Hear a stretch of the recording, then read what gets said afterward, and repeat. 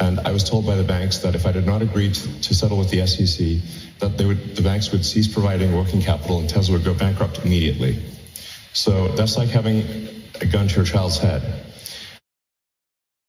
So that is Elon Musk's past commentary about the run-ins that he's had frequently with the SEC. I can summarize it better than he can because I'm not a billionaire desperately trying to get more sort of fictional, fantastical wealth that doesn't mean anything, but I will do literally anything to get it.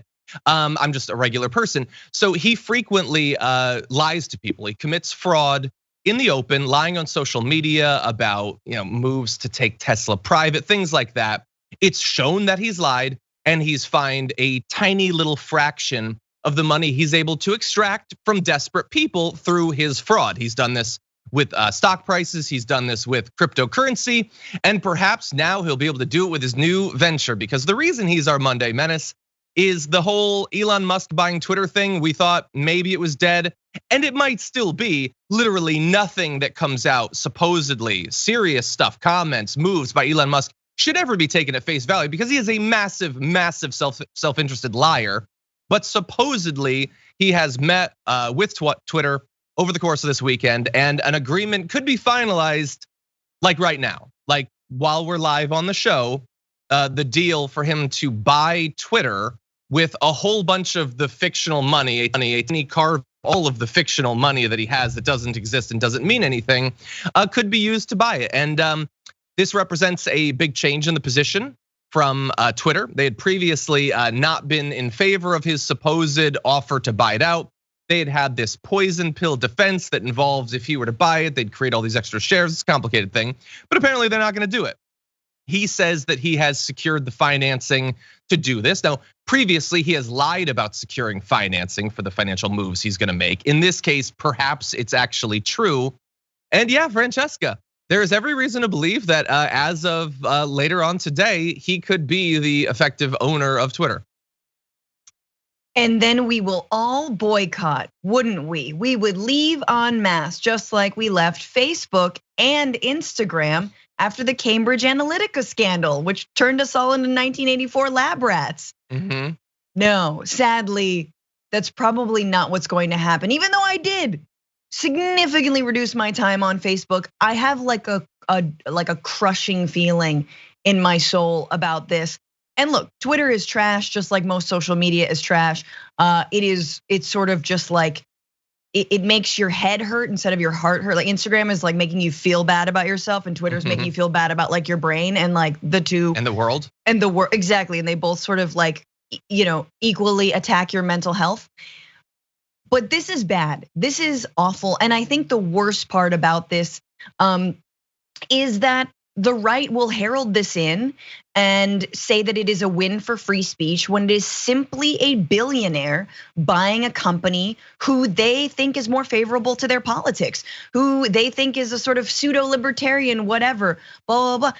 If it were George Soros, we know how this would go down.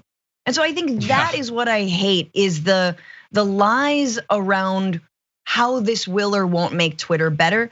I understand that Twitter itself doesn't make a lot of money. I realize I'm ping-ponging here, but Twitter doesn't make that much money. They've got ad sales, but that's probably why a lot of us like Twitter, is that it's not just constant ads like a lot of other platforms are. They generally are in the red every single year. And so I see them looking for a way out of that. And my God, does it have to be Musk? Is there another way?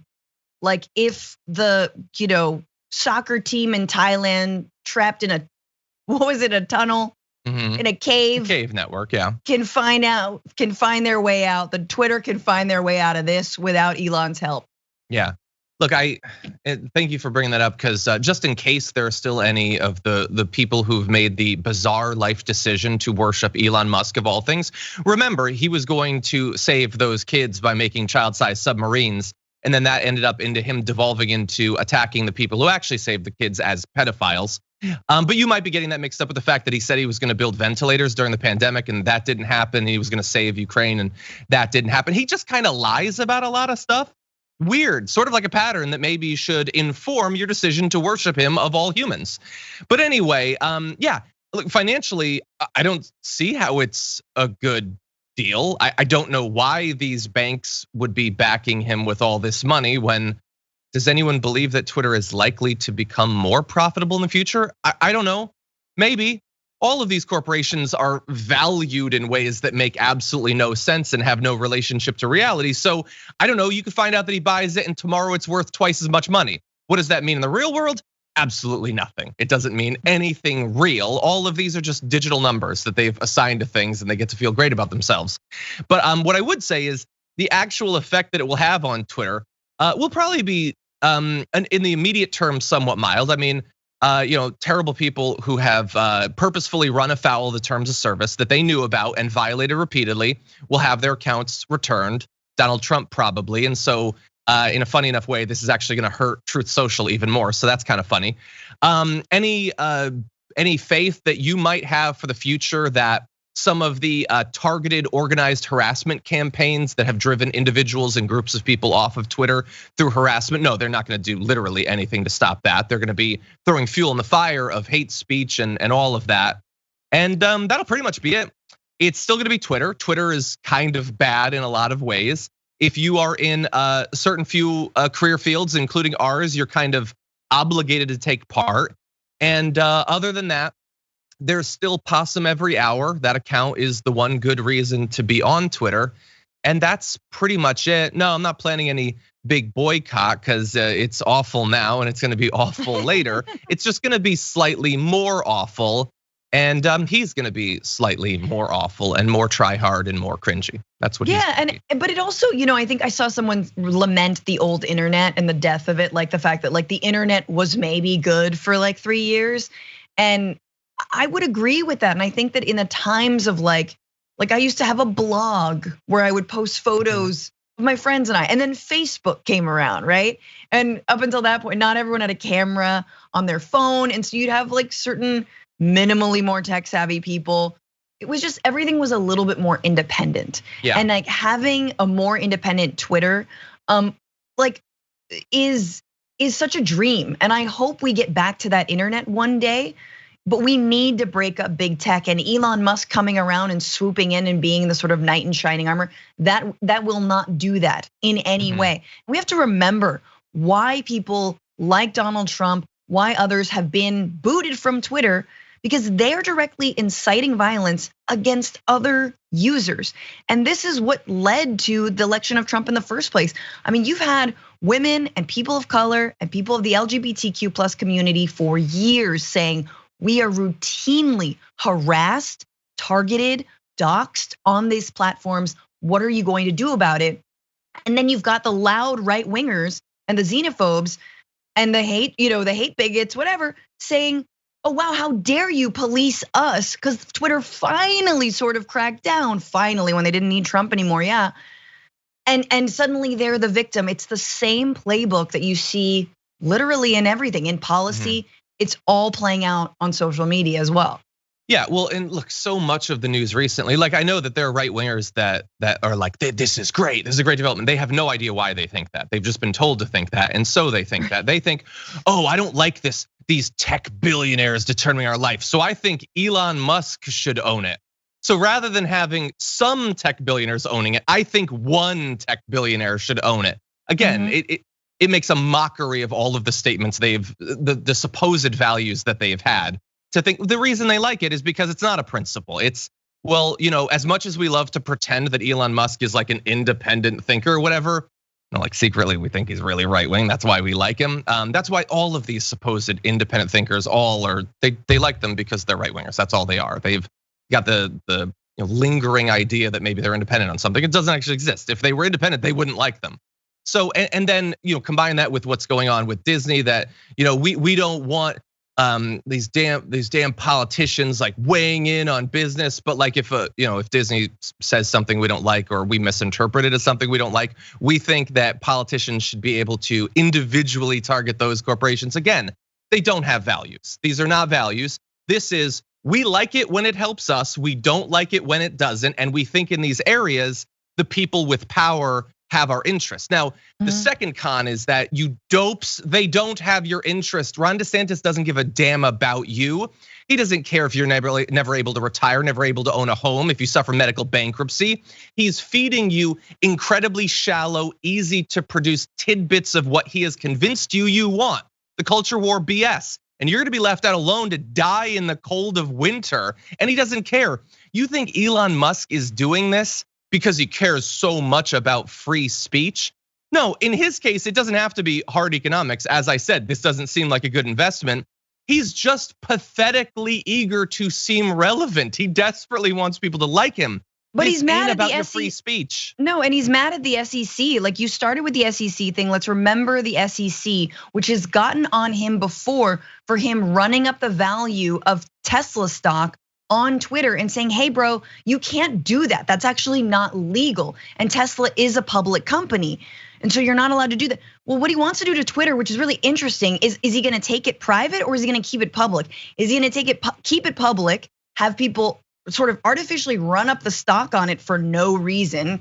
Because I'm sure he could dupe a lot of his fanboys into doing so. Or is he gonna take it private, which is almost even more scary because then there is at least there's no shareholder control, there's no shareholder input. He can do whatever he wants with it. So both avenues are scary, but let's remember it's because he wants to be relevant, because he wants to stick it to the SEC. If they are private, he does not have to answer to the SEC in the way that he would if it remains public. Yeah, exactly. And look, I understand I probably waste a lot of time in the show trying to get through to people that are like at their core operating in bad faith. They don't understand why they have the positions they do, and they're not interested in having positions that make sense. But like, I don't understand how you could still at this point think that Elon, like you think that coastal elites, billionaires, they don't understand you, the real conservatives. But for some reason, this coastal elite, this billionaire does. This guy who has frequently, fully in public view, run pump and dump schemes on cryptocurrency that he has made tons of money off of. What do you think happens to all of the people who trust Elon Musk, that have faith in him, they worship him, that are left holding cryptocurrency after it crashes? What happens to them? What happens to their fortunes? When he will announce, fully knowing that like the Cybertruck is not gonna be ready for literally years. He announced it years ago. He gets tons of people who love Tesla, love Elon Musk, to put down their massive deposits on it. That is just a massive interest-free loan for a guy who has hundreds of billions of dollars. And then if 5 years go by and all of those people have lost that money, they're just waiting desperately for the car to finally come out. Why don't you learn from any of this? He's scamming you fully in public over and over again. He always benefits, you guys lose, but you can't seem to get it. Like this is nothing Elon Musk does influences my economics one way or another. I got nothing to do with him. I'm just trying to help you, and you guys seem as immune to being able to realize how you're being scammed as you did with Trump. And obviously, there's a lot of overlap between those two groups. Any other thoughts? We've got some spammers going on the chat. I'm gonna have to weed that out. But anyway, yeah, exactly. Any other thoughts about this? No, we've covered it. We're gonna continue to cover it, I'm assuming. Yeah, and by the way, it seems to me to be about as equally likely that later on today he will literally own Twitter as he's just gonna be back out. Why not? It raised his profile and made people take him seriously for a few days, and then that could be it. And he could just move on to more nonsense. Fun. That could happen. He's gonna also institute really dumb changes, like let's make boob gifs more readily available. When you type in boobs, I don't see anything. Yeah, there's a couple right wingers who are like, John's so worked up. Haha. No, but like again, it doesn't affect me. You guys are the ones that are being scammed. What you don't seem to understand is the idea that someone that you disagree with on politics could still care about what happens to you, because that is so not just absent in your political movement, it's the exact opposite of your political movement. Your political movement at its core is just hoping that the people that the elites point to and say those are bad people, and you think, oh good, those are bad people. I just want them to feel bad. I want them to have bad things happen to them. That's not actually at the core of my politics. I actually want everyone to do better. I don't want you to put all of your money into these scams and lose everything and end up losing your homes, losing your businesses. It's a waste of time. But it's I'll also, never get through to a single one of you, but that is what I'm trying to do. I also think you're hitting on, I think what angers us a lot about Elon Musk is the thirst to be relevant and cool when he's actually just a miserly billionaire that doesn't care, that would rocket to Mars with your own blood right now if he could. He does not care about anybody, but he sort of purports and seems to, oh, I've got all these innovative ideas. No. You've made your money off the backs of your workers, and you like have been at the right place at the right time, including when you were born into an emerald mine dynasty. So like, I think that's the billionaire worship. It's the same reason I think that maybe like people get annoyed at the Kardashians, although I would argue their impact is a lot less than someone like Elon Musk. But it's that like we've lifted up as a society billionaires. I don't know. It's because he's smart. It's because he's smart. No. It's because he's a billionaire. Stop lying. It's not because he's innovative. It's not because he's smart. Certainly not because he's cool. It's simply because he's rich. And I think a lot of people don't fully embrace that. And I feel like if folks were a little more a little more upfront, forthcoming about the fact they just like rich people, I might be cooler with the fandom. Exactly. Yeah, it's the thing where they still pretend like there will be a person that will just they'll spend an hour liking every tweet that Elon Musk puts out. And then they'll go to Tucker Carlson pretending that he's like against the elites, and they're like, "Yeah, screw those elites. You're worshiping elites. You're loving Elon Musk. You're waiting for Donald Trump to become president again." Like, do you not get the inconsistency there? Apparently, you don't.